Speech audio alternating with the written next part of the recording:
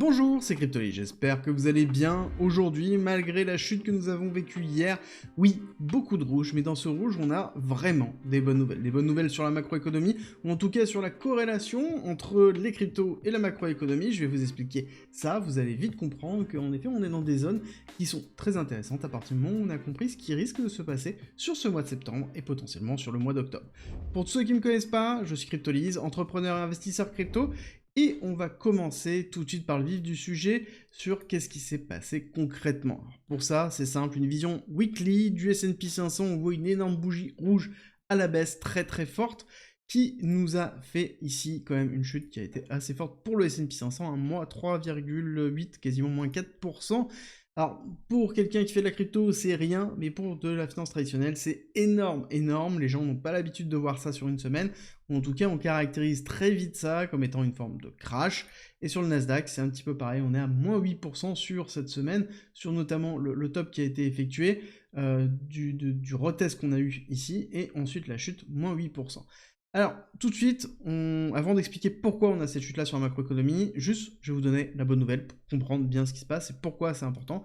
C'est qu'on a ces chutes-là et à côté, on n'a pas une chute astronomique au niveau du BTC.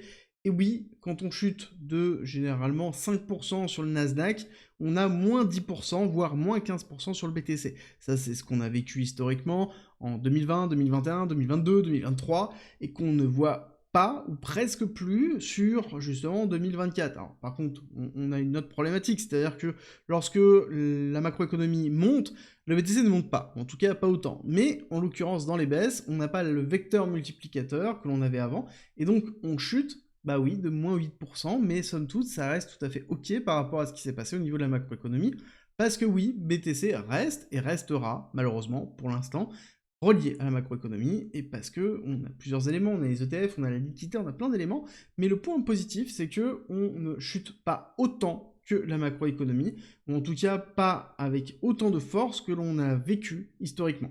Et ça, encore une fois, c'est vraiment positif, parce que justement, ce qui est en train de se passer sur la macroéconomie, et quand on regarde un petit peu les différents chiffres qu'on a eu cette semaine, parce que c'est un petit peu ce qui drive là-dessus, alors il y a d'autres éléments, il y a les nouvelles qu'il y a eu sur Nvidia, qui pèsent relativement fort, le fait que Nvidia est sous enquête pour une notion de trust aux USA, ça veut dire le fait d'essayer d'avoir un monopole, et ce qui est une réalité, à savoir que Nvidia reste le fournisseur principal de toutes les sociétés qui veulent faire l'intelligence artificielle, c'est une réalité, donc ça a joué beaucoup sur le marché. Et ensuite on a eu des nouvelles, on a eu les PMI qui n'étaient pas extraordinaires, on a eu le rapport Jolt qui n'était pas extraordinaire aussi, on a les PMI services qui étaient ok, plutôt positifs, donc c'est plutôt une bonne nouvelle, parce qu'on rappelle que les PMI services, enfin en tout cas la partie service aux USA, ça représente quand même une majorité de l'économie américaine. Et ensuite on a eu le salaire moyen qui est tombé ici vendredi, dans lequel il a été un petit peu à la hausse, dans lequel ça veut dire aussi qu'il y a une certaine appréhension sur les chiffres de l'inflation qu'on aura la semaine prochaine. On a le taux de chômage qui est resté identique, mais surtout on a les créations d'emplois qui étaient à la baisse. Donc la notion d'emploi pose beaucoup de questions, et pourquoi c'est important? Pourquoi on se pose autant de questions? Pourquoi la semaine prochaine ça va être pareil, à savoir que mercredi nous avons le taux d'inflation, d'où pourquoi il y a autant de pression sur le marché américain? Tout simplement parce qu'on a eu le discours de la Fed qui nous a dit, Jérôme Powell, qu'ils allaient entamer le 18 septembre le pivot de la Fed, donc c'est-à-dire la baisse des taux directeurs. C'est quelque chose qui est très important et qui est anticipé, qui est sur le long terme positif pour l'économie, ça veut dire qu'on a une réinjection de liquidité, ça veut dire aussi que potentiellement on est sur une fin d'une crise inflationniste. La véritable question, c'est est-ce que c'est vrai ou pas? Est-ce qu'il y aura une baisse? Deux baisses? Est-ce que l'économie américaine n'est pas au bord de l'explosion, de la dépression si on écoute certains, de la récession si on écoute d'autres, ou l'éclatement de la bulle de l'intelligence artificielle? Encore une fois, on a beaucoup de peur, beaucoup de FUD qui se met en place, et on est en train de pricer potentiellement un sell the news qui est en train d'avoir lieu. Et c'est un petit peu l'hypothèse que j'ai maintenant qui explique pourquoi on a une pression baissière très forte en ce moment, et certainement, encore une fois, sur la semaine prochaine. Je pense qu'on risque d'aller retester ici les 17 200, donc encore une fois, la même typologie de baisse sur le Nasdaq et sur le S&P 500, avant de pouvoir structurer quelque chose sur la semaine, justement, de l'annonce, avant le 18 septembre, dans lequel on aura énormément de volatilité, mais ce qui est normal d'avoir la volatilité maintenant, d'avoir de l'incertitude maintenant, Parce qu'on est en train, ici, de préparer le 18 septembre. Encore une fois, c'est exactement ce qui est en train de se passer. Il y a des nouvelles, et on essaie d'anticiper la réaction de Jérôme Powell et de la Fed par rapport à ces nouvelles-là. Peu importe qu'on ait raison ou tort, la réalité, c'est qu'on a beaucoup de volatilité et qu'on va certainement aller retester des niveaux plus bas à un moment donné. Les 17 000, pour moi, sont un niveau vraiment à surveiller au niveau du S&P 500 et du Nasdaq. Et on voit aussi au niveau du pétrole une chute qui est assez impressionnante, dans laquelle on va retester le bas de canal et qui n'est pas racheté instantanément. Parce que tout simplement, l'ensemble de l'économie mondiale est en train de se poser la question, est-ce qu'on a une forme de récession qui est en train d'arriver, c'est-à-dire une diminution de la consommation, une diminution de la croissance, et donc ça veut dire aussi une diminution de la consommation de pétrole. On n'oublie pas que la consommation de pétrole est directement liée à la croissance. Si on veut faire de la croissance, on consomme beaucoup de pétrole. Si on a des problématiques économiques, on va consommer moins de pétrole. Et c'est exactement ce qui est en train d'être pressé aussi sur ce marché-là. Et néanmoins, on se rappelle que cette typologie de chute, on l'a vécue ici en mars 2023. Si vous vous souvenez pas, c'était une incertitude très très forte au niveau des USA et dans lequel on est reparti à la hausse très fortement. Deuxième chute parce qu'il y a eu une deuxième incertitude qui arrivait derrière et ensuite on est reparti à la hausse. Et donc c'est exactement pour moi ce qui est en train de se pricer. Encore une fois, ça reste ma vision des choses et c'est exactement ce que je suis en train d'analyser et de me dire en termes de gestion de risque pure et dure au niveau de ma stratégie. Ça sous-entend aussi que sur BTC, il y aura un impact sur ici le DXY, donc c'est-à-dire l'indice dollar, la force du dollar par rapport à un panier de devises, aussi on aura un impact. On a vu ici une bougie qui était assez impressionnante, dans lequel on a eu une réaction haussière qui était positive, ensuite réaction baissière qui a été ravalée de moitié, avec beaucoup de momentum qui était sur le GPI, donc c'est-à-dire le yen japonais, forcément ce qui a créé la crise vraiment, enfin en tout cas la chute que l'on a vécue début octobre, c'était à cause du yen japonais. Et donc là, on a cette pression qui est en train de se mettre en place.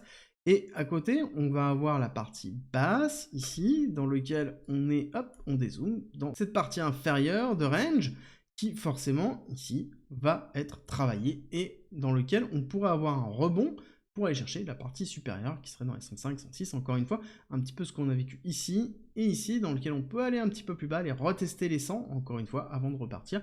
C'est un petit peu la vision que j'ai, que ce soit au niveau de l'économie, que ce soit au niveau du dollar, que ce soit au niveau du pétrole. Et donc forcément, ça aura un impact au niveau du BTC.